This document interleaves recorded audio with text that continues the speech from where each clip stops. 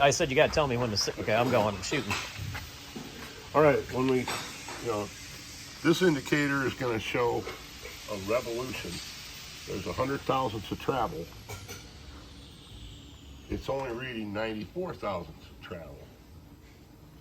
So I'm going to add 100 to it.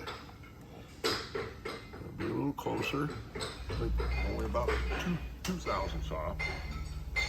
Now I'm going to add another 100 thousandths. It's 6 thousandths off. Now I'll add another 100, and by whatever miracle, it nearly resolved correctly.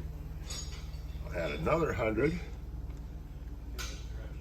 and it's 5 thousandths off again.